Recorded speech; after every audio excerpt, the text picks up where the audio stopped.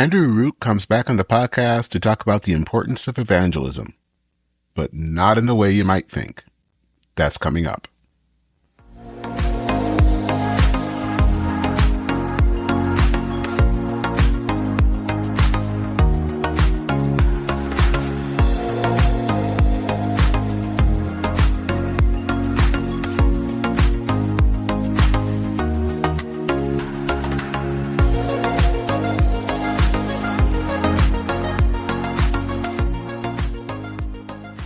Hello and welcome to Church in Maine, a podcast for people interested in the intersection of faith, politics, and culture. I'm Dennis Sanders, your host. So I'm recording this actually the week after Holy Week, so I hope that you are having a wonderful Eastertide. Just a reminder that Easter doesn't end on Easter Sunday. It actually continues all the way up to Pentecost. So I hope that you have a wonderful Easter season. So there's a word that tends to strike fear in the heart of Christians, even though the word translates to mean good news. I'm talking about the word evangelism. I remember when I was in college, I had to learn how to evangelize to someone. Totally made me nervous. And in more mainline Protestant churches, people don't really even want to talk about their faith or to anyone else at all sometimes. So evangelism sometimes can bring up a lot of nervousness and fear, whether you're an evangelical or mainline Protestant. But what if we're thinking about evangelism the wrong way? Today on Church in Maine, we'll talk about evangelism as something different, as entering into sadness and consolation. And to talk about this different way of looking at evangelism, I have Andrew Root returning to the podcast. Root has just written a new book called Evangelism in an Age of Despair, Reimagining Outreach in Our Modern World. Root sees evangelism really more as a ministry of consolation. It's when people can care for others in their sadness. And that if people can find ministers of consolation and lean into their sadness, they just might find Jesus. Now, Andrew Root is the Carrie Olson Balson Professor of Youth and Family Ministry at Luther Seminary in St. Paul, Minnesota. He's the author of over 25 books and co-host of the When Church Stops Working podcast. So please join me in this I think, incredibly thoughtful and engaging conversation on evangelism, sadness, and Jesus with Andrew Root.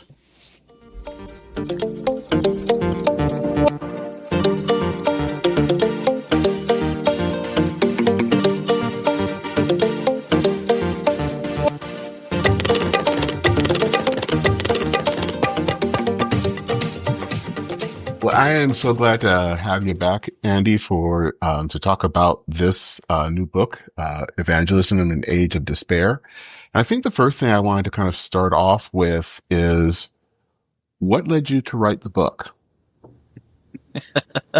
Well, I mean, I guess a level of masochism, of course. I think every book is at one level kind of a journey into masochism, but this one particularly to try to pick up and talk about evangelism in this moment. I don't know. So it's probably part masochism, part hubris, thinking that maybe I have something to say to this. But yeah, I don't know. I mean, it felt like what has been the kind of trajectory of my project is to try to think of many of the practical operations of the pastor and the minister through kind of Luther's theology at the cross. And so this was my take, amongst other things, was one of the objectives was my take on what would evangelism actually look like through Luther's theology of the cross. So that was what I think ultimately why I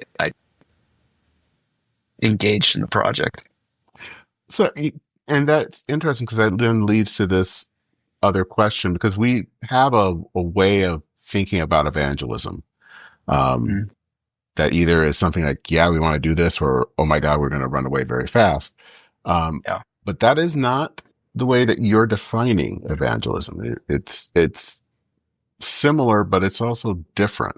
And so how would you define evangelism through Luther's theology of the Yeah. cross?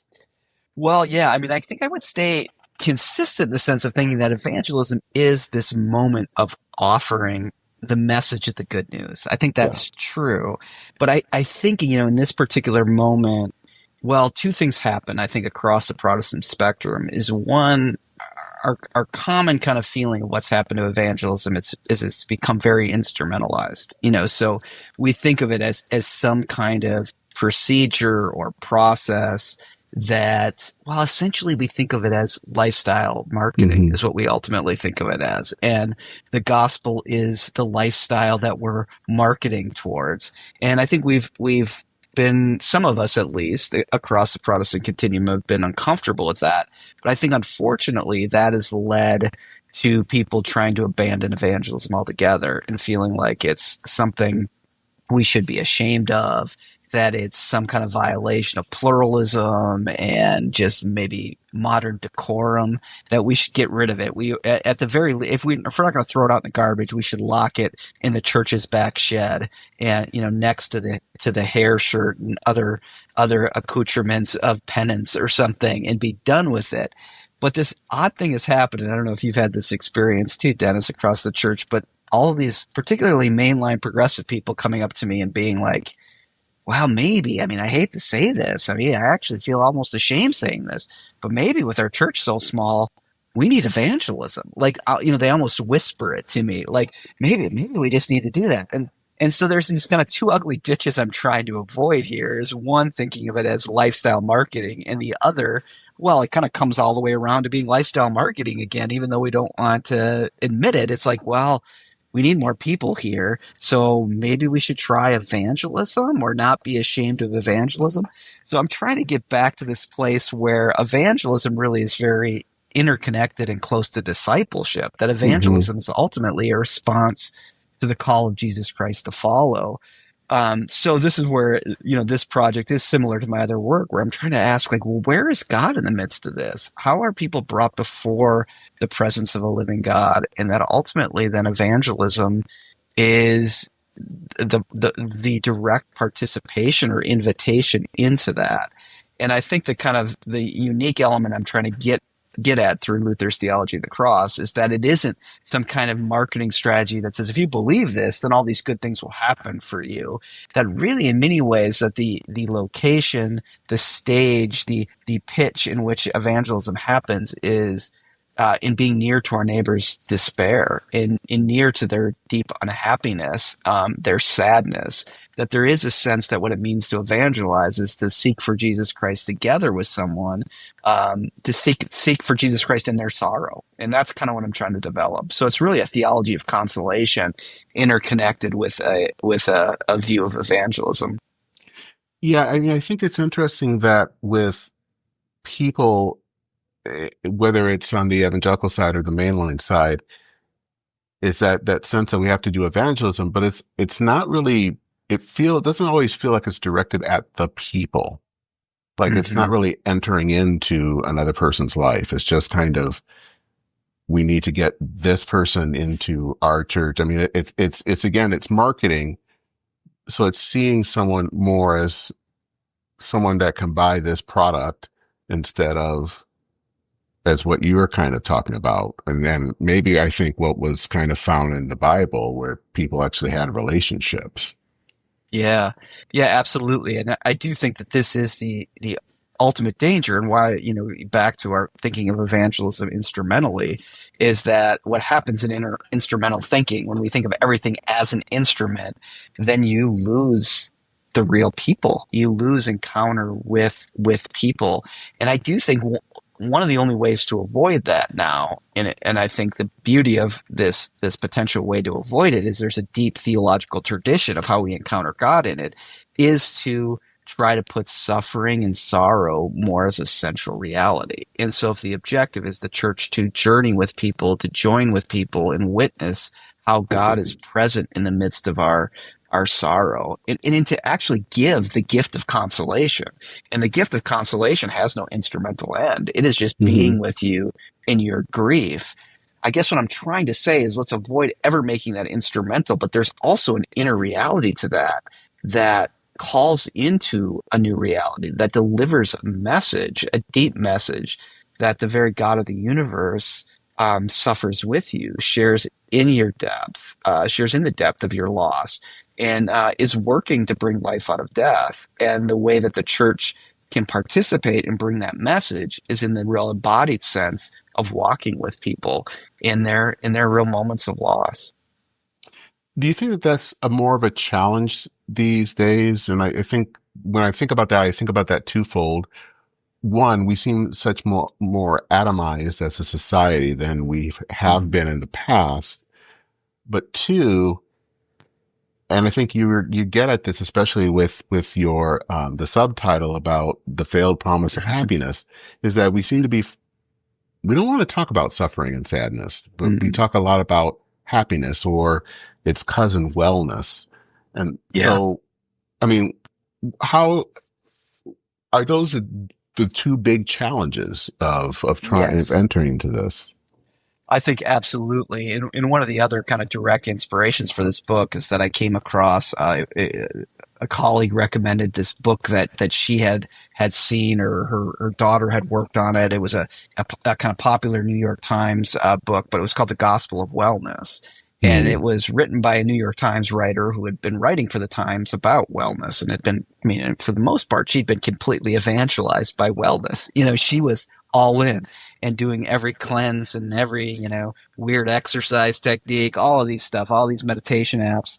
And then the way she writes the book is that she starts it by saying, my father died. I was all in on this, and my father died, and I was all alone. There was no one. There was no one who sat with me. There were no practices to be with me in this grief. She essentially says, like, my yoga instructor did not come and sit with me and pray with me in the midst of this.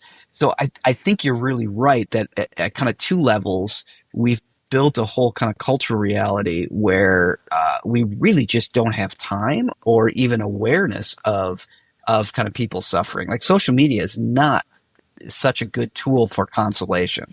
Like, if you post on Facebook that that you're in the midst of some deep struggle, or that you've just lost someone important in your life, you will get a lot of emoji sad faces and, cry tear come down. But pretty much people are scrolling past it and it's gone, Hmm. so the consolation comes as, sorry, man, hang in there, or something like that. And it doesn't go much further than that. And for the most part, people are just alone. And then it just kind of projects them or pushes them to have to perform their own grief. Like, to have to now go back on Facebook and talk about how sad they are to win some attention in an attention economy for being really heartbroken. I mean, so it does not do good for us that way. And then at the other level, we just do, because we're so hell bent on being happy. And this is a unique human experience, I think, that we're in here in late modernity, where we think the highest good of human life is to be happy. And, like, I often tell my own students, like, happiness is like money. If it comes into your life, don't deny it. Like, it's good. Like, no one should be against happiness. The last thing I would want to be as perceived as anti-happiness. Oh, I'm all for happiness. I'm all for going to the mailbox and having a check for $5,000 in it, anonymously given to me. If money or happiness comes into your life, be thankful, take it. But is it really worth living for? I mean, does it have Hmm. a deep enough narrative to it? Does it connect us into something bigger, to one another? And, for the ancient Greek philosophers, they didn't think so. They did not think happiness was worth living for. Maybe you'd be lucky enough to have some in your life, and maybe when you died, you'd die with a sense of a happiness for the life you've lived. But to aim your whole life towards happiness, they didn't think was a strong enough reality to seek. And yet, most middle class people across the West right now, their concession is they just want to be happy. I mean, all they want for their kids is just to be happy.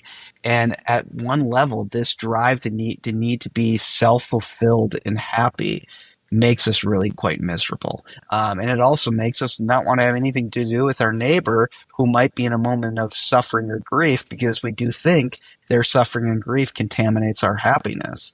And yet, the Christian tradition, to be near someone in grief is an experience of joy as much as it's an experience of sorrow. And sorrow and or the deepest experiences of joy in union come from shared suffering. Hmm.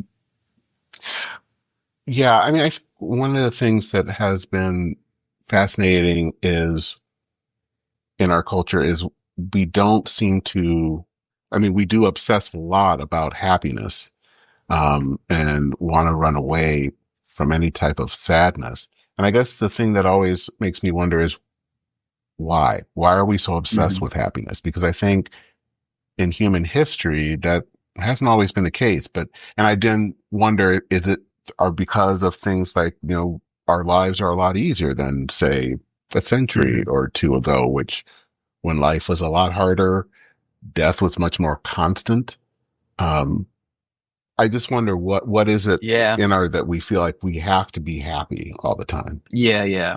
I mean, I think you're right. I think it's a combination of things, and one is living in certain kind of forms of civilization and society that are really unique, where we can push death away, where we can forget death. That death even happens behind kind of sanitized medical institutions and things like that.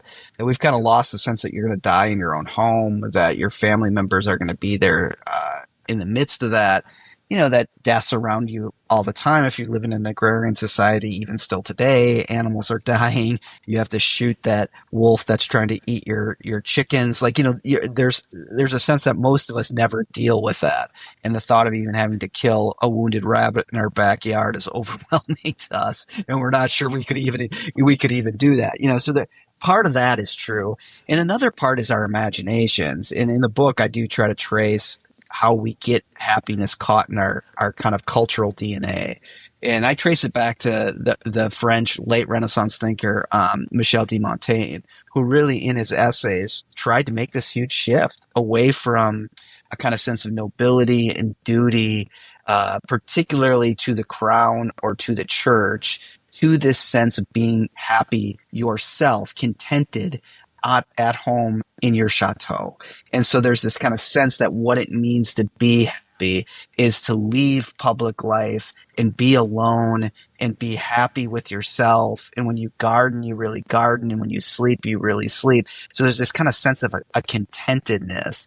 And it's really fascinating because one of the great fanboys of Michel de Montaigne was a little guy named Thomas Jefferson. And one of the reasons the pursuit of happiness finds its way Ah, into the founding documents is because Jefferson, particularly, is really thinking of America as a land for people like Montaigne, that we could all go to our chateaus, our little farms, and we could read and be happy. And of course, he's thinking very narrowly of who gets to do this, which is white landowners get to do this, male white landowners that get to do this. But his vision of America is a land of. This is why he has problems with Hamilton and Adams from the beginning, because his view of America is a land of chateaus of happiness, where people are kind of their own bosses to be nonchalantly happy. And that has filtered into our DNA, that we think that what it means to really be happy is to be contented in this sense. And that's a pretty unique kind of reality. Like duty and nobility and even heroicism start to dissipate, and being happy and contented starts to take more weight, I think, starting in the 18th century. hmm. When you talk about kind of the theology of the cross, of course, that leads more into about Jesus himself and talking about the role of consolation.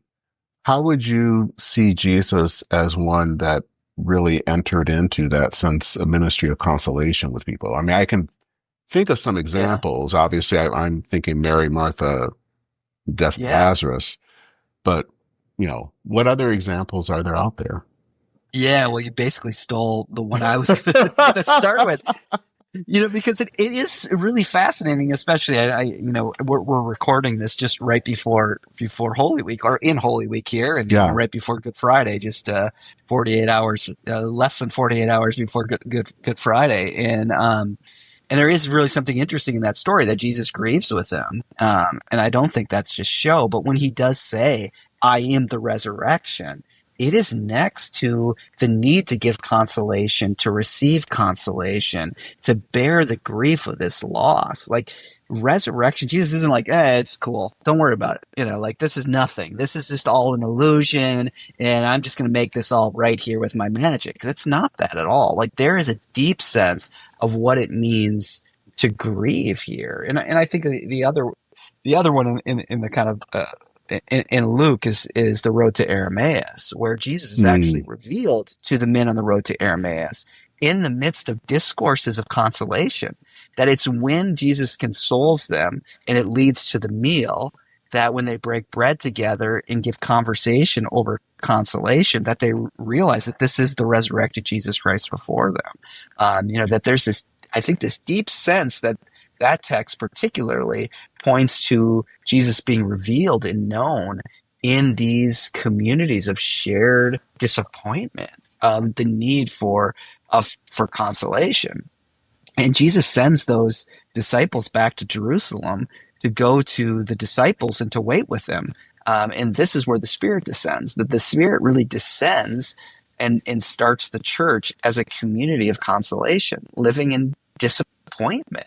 Hmm. And here comes the resurrected reality that it really comes out of this deep sense of consolation.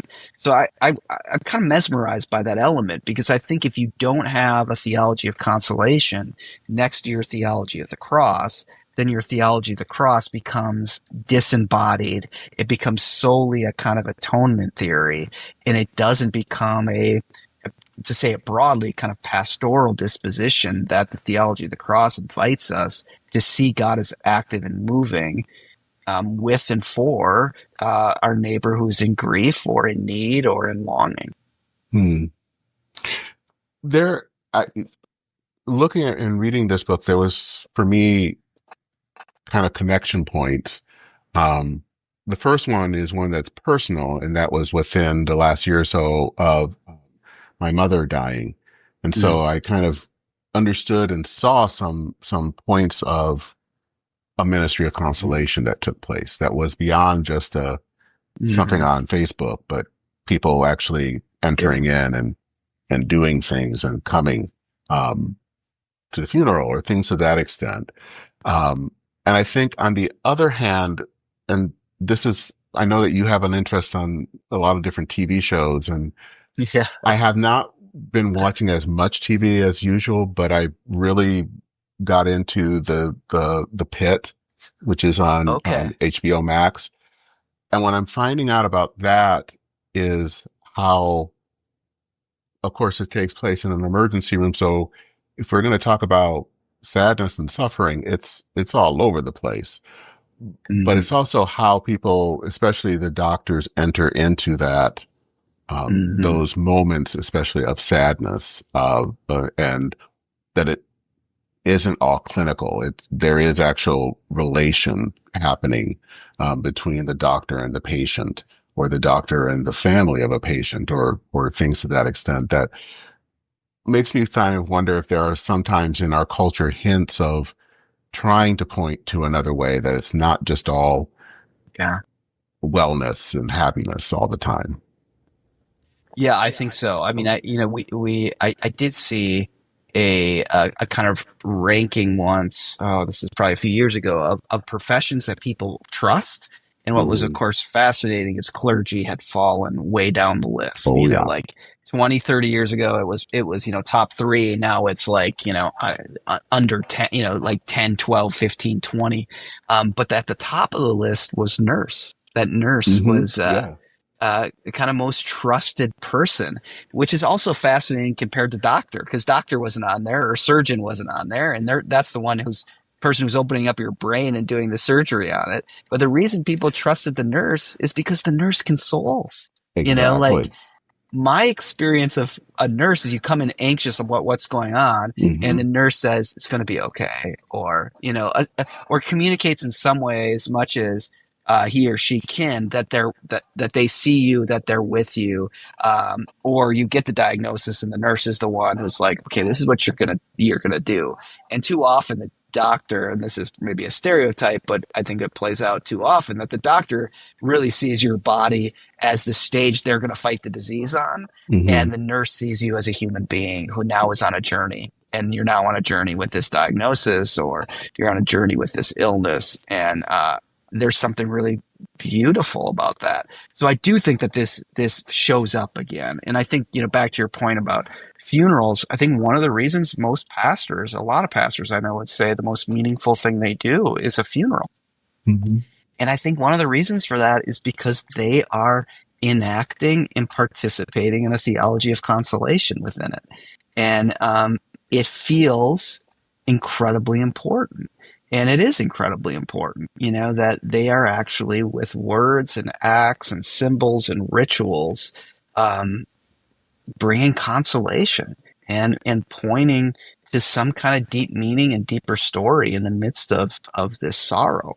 And it is my guess, and I don't have any research on this, but the pastors who hate funerals are probably the pastors who make their funerals some kind of instrumental something, or they're just doing it for the money, or Yeah. whatever. Yeah.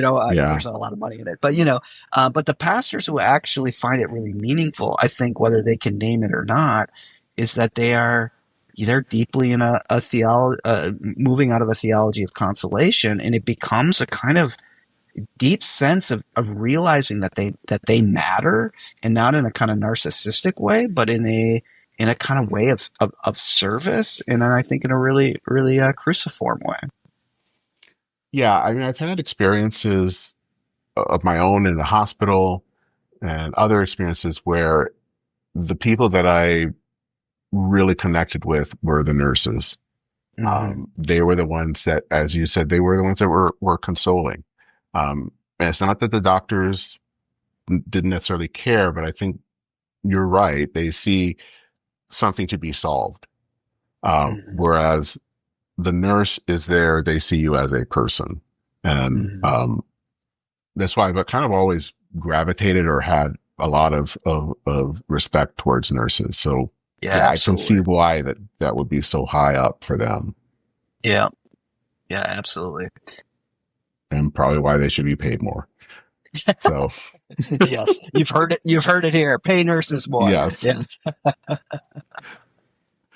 So one question I'm kind of curious about, and you hint at this in the book, and I know that the book was Mhm. written before or probably maybe around election time, but it's really, how does this book speak to our current political and cultural context? Mhm. As I say, you kind of get at it, because you Mhm. kind of talk about things such as authenticity, and you also talk about the fact of, I think there's somewhere where you reference Charles Taylor about some fear of what he would say is soft despotism.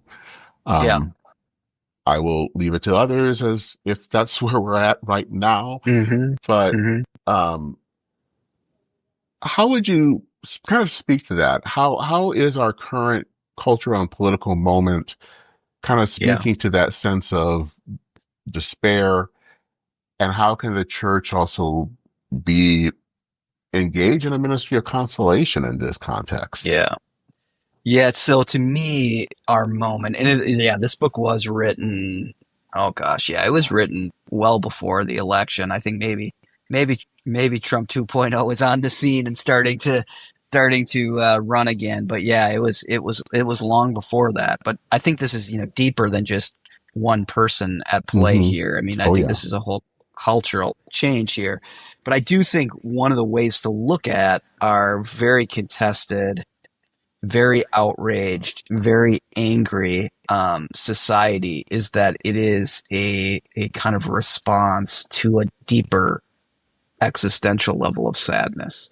and that people are just so damn angry because they are so damn sad. Like they feel alone, and so everyone's a threat. And I think that we see that. I think the outrage is based in the fact that, I really need to know right now, are you for me or against me? And I don't really have time to listen to you. And, if you become conflict for me, that just starts to radiate some kind of deeper level that you're going to be a blockage to my self fulfillment. And if I can't fulfill myself, then I'm unhappy. And if you're not allowing me to do that, then you're the problem. And I think that's kind of the interesting dynamic here, is the way happiness becomes the gauge of self-fulfillment. I think there's a deeper drive than people are just obsessed with happiness. I think that is what we say, and that's what we're about. But ultimately, a kind of deeper level to that is we all want to have fulfillment. We all want to have a sense of fullness in our lives. But Hmm. for us late moderns, we think we have to do that ourselves. So it becomes self-fulfillment. Well, one of the biggest nightmares we might have as late modern people is to getting the things that you thought would give you self-fulfillment, like that job, like that car, like this lifestyle, and then realize you're not happy. And that is utterly despairing. And so then we start looking around on who's to blame for that. Who's actually keeping from that. And it becomes really easy to make enemies out of that reality. And so this is, like, I've been a pretty big fan of Charles Taylor, and still am, of course. And he plays in a chapter here in this book, plays a pretty significant role. But I actually think that it's more of a critique of Taylor. And what I mean by that critique is, I think Taylor was too positive, that he Hmm. thought this authenticity and this, he talks about these malaises. He's worried about individualism. He's worried about instrumentality, which we've talked about. And then he's worried about the loss of freedom, or what he calls soft despotism. And I think Taylor thinks authenticity can be it can keep us from falling into individualism, into a hard individualism. And we can, if we really have an ethic of authenticity, we can keep from falling into kind of despotism and instrumentality. And yet I think what Taylor didn't realize is that that some of these things couldn't hold, and that I just don't think he could have imagined we would be at a place of like we may not be at a hard despotism like Mussolini, Franco, but we're surely at something more than a soft despotism. It is a coalescing, hardening despotism. And I think Taylor really did think authenticity could be an ethical good, but it would have to avoid certain traps that he just didn't think we would fall into, that I now think we've fallen into. For instance, assuming that he thinks, well, authenticity will hold as long as we have the commitment that everyone has a right to speak of their authenticity. Well, once we enter into a competitive landscape where we say some people can talk and other people can't, and there's a ranking of who gets to be a most authentic voice here. Well, now we've infused competition into this, and now we've entered into a kind of ranking system, and authenticity and the desire for recognition can turn on us. And so yeah, and that all becomes political, where our politics, evangelism became about lifestyle evangelism, our politics become lifestyle politics. It should be expressed to how my lifestyle is. That's how I choose it. And I want my politician to punish the people who make me unhappy as much as I want them to make my life better. And so it leads to this, I think, this firming despotism and this acceptance of a loss of freedom in instrumentality, and authenticity potentially turning into competitive game of into a gladiator war. Hmm. So then how does the church respond to that? Yeah. Well, I think the church responds to it by primarily engaging the world to give consolation. I mean, I think there's the humility of the cross in that sense, is to try to make to be called to pray for our enemies, whatever, however we want to do that, because our enemies are ones who are up against a great battle of sorrow, and Jesus Christ is for them. I mean, I think the church has to accept there's an utter offensiveness of the gospel, which is that even the people we hate, God deeply loves. Like, I don't know if this is a fair thing to say, Dennis, but like it rattles me. It rattles me at a deep core that God, in the person of Jesus Christ, loves Donald Trump, like adores Donald Trump. Like, that's offensive to me, and yet it is the heart of the gospel. I Hmm. would love a God who hates Donald Trump as much as I have a tendency, especially when I look at my 401k, to hate Donald Trump. But it is offensive, but the depth of the gospel that God not only likes Donald Trump, God loves Donald Trump and even looks upon Donald Trump and adores Donald Trump. Like, that's the offensiveness of grace. And yet Jesus calls us to pray for our enemies and love our enemies. And we can only do that if we see them not as competitions in a lifestyle war, but see them as fellow human beings who are up against a great sorrow, and that Jesus Christ binds himself to those who are in moments of sorrow. And so if the church desires to be where Jesus Christ is, which is why else is there a church if it's not seeking to be where Jesus Christ is, then we have to be with all those who have experienced deep forms of sorrow, whether they're from our political party or not, whether they are people pushed out of this country or whether they are people who are doing the pushing out, that Jesus Christ binds himself to those who are up against sorrow. And there is an offensiveness to that. Yeah, I think you're speaking to something I've been wrestling with for a while, and it's the thing about praying for the president. And Yeah. there are days I just like, could could we pray about something like something happening to him instead of Right, praying right. for him? But Like a that's, meteor coming yeah, down. Yes. Yeah. exactly, exactly. But that's not how God operates. And I think that Mm-mm. that's something that is offensive and that is hard. Yeah. And I think that that's hard for the church, especially certain parts of the church right now, that on Mm. either side, that's not what we feel that we're called to, and that we're kind of called to is a game of competition. Um, Yeah. but it's Yeah. not, that's not where God is leading. Right. Which we lose our humanity in that competition. And I think what a theology of consolation calls us back to is the humanity of our neighbor and the humanity of ourselves, and ultimately the humanity of God that brings salvation through the body of Jesus Christ. So what is, and if there's something that you want people to take away from this book, Mm. when it comes to evangelism, what would it be? The kind of the one thing. Yeah. Yeah, I think the main thing I want people to take away that continues this kind of project I've been working on is really the power and the well, it's a very backward kind of power, a kind of hidden power that reveals and transforms, that comes through consolation, and that there is a sense that what we're called to be as Christians and as the church is to participate in what Jesus Christ is doing. And that we are called, I think, if we see evangelism in some way, I want to see it through the watchword of the church being, the Christian being the one who follows Jesus Christ into sorrow. And when we can bear sorrow with others, there is a sacramental event where we're pulled up or pulled into the working of God. Hmm. It's interesting you use the word sacramental because I think about communion, Mm-hmm. and it's easy to kind of just think about communion as just an event, something that we do. Yeah. But there was also a lot of pathos and consolation in that Mm-hmm. event of Mm-hmm. the Last Supper and also then the crucifixion. Yeah. Yeah, I mean the words of institution themselves. This is my body broken for you. This is my blood poured out for you.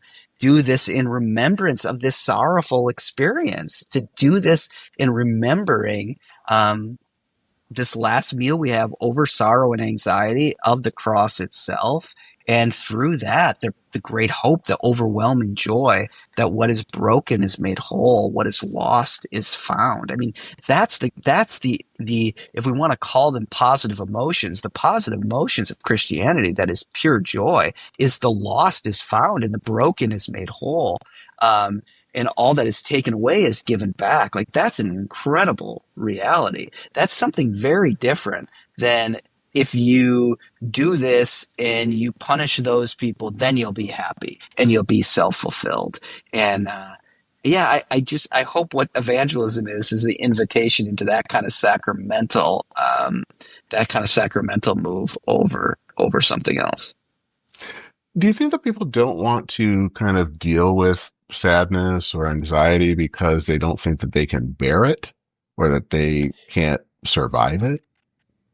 Well, I think two things. I think one is that we fear that it's contagious, and it may at some level be contagious to happiness, but it is not contagious to joy, and union and blessing. It is the very place where it happens. So I think at a certain level we've conceded to just take happiness over joy, over a deep kind of sense of joy. So I do think we worry that if we get too close to suffering, we'll never be able to be happy. And if we can't be happy, then we'll be terrible.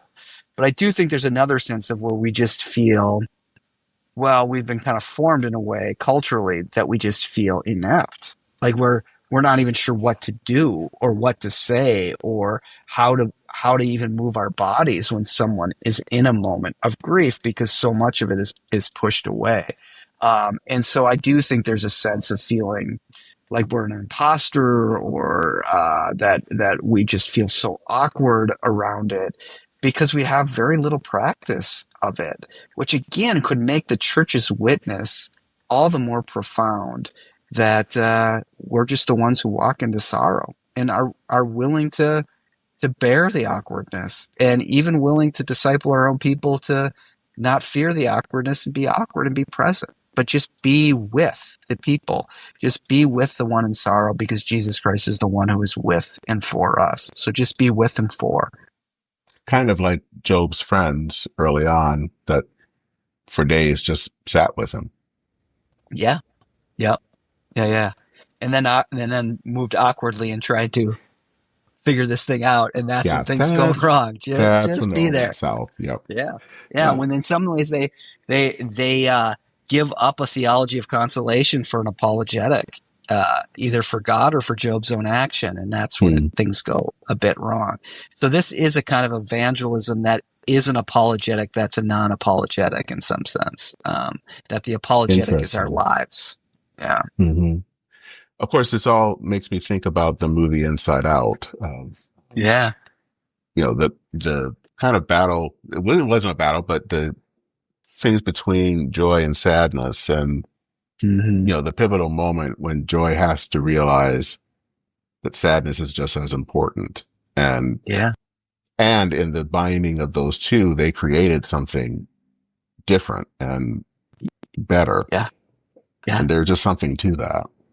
There's something really prophetic and profound about that, I think. Yeah, I remember the first time I saw Inside Out, seeing that very reality at play and thinking, yeah, that there is something really, really true about that. But I have to confess, isn't there Inside Out 2 now? There is. I haven't seen that. I haven't Yeah. seen it yet. That one's I guess supposed to be interesting too. Of course, it includes anxiety. hmm So I need to check it out someday, because I think it does have something to speak. But that Yeah. first movie was just It was very, profound. very, very profound. So if people kind of want to know a little bit more, and I will definitely put a link for the book in the show notes, but want to know more about you, where can they go? Yeah, probably the best place to go is just I have a website that is andrewroot.org, and they can head there, and there'll be some stuff there about the book or other, I'll definitely put this podcast there and other podcasts, and so maybe some other pieces about different stuff I'm working on will be there. So that's probably the best place to find me. Okay. Well, Andrew Root, thank you for coming back. I hope to have you back sometime soon. I'm kind of curious to see Yeah. what other books you're working on because I know you are working on another book. So, yeah. It's a disease. It's a Yes, disease for yes. sure. Yeah. So when that comes Thanks, out, we will Dennis. have you back. All right. I Take care. appreciate it. Thanks.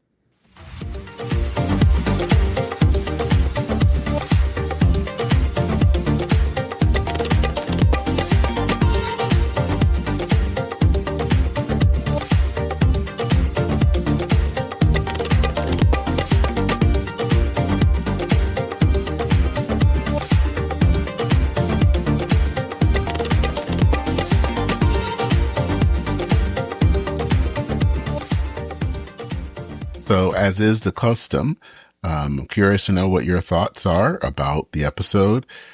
How would you define evangelism? And what do you think of Andrew Root's vision of evangelism? Um, Hopefully that will be something that you can think about as this episode ends. If you'd like to share that opinion, please feel free to send an email. You can do so by going to churchandmain@substack.com. I will put links in for the book if you would like to purchase it. I'll also have links to I believe it was a 2022 episode I had with Andrew, and then also a links to his podcast, When Church Stops Working, which I think is a very good podcast. The episodes are not very long, but they're very engaging. So I hope that you will consider listening to them. Also, if you want to learn more about this podcast, listen to past episodes, or donate, go to churchandmain.org. If you'd like to read articles that are related to this podcast, go to churchandmain.substack.com. I hope that you will consider subscribing to this podcast on your favorite podcast app. And I'd also hope that you would either leave a rating or a review. Those are pretty easy to do. When you do that, that actually helps others find this podcast. And I hope that you would share it with others to get the word out. So that is it for this episode of Church in Maine. I'm Dennis Sanders, your host. Thank you so much for listening. Take care, Godspeed, and I will see you very soon.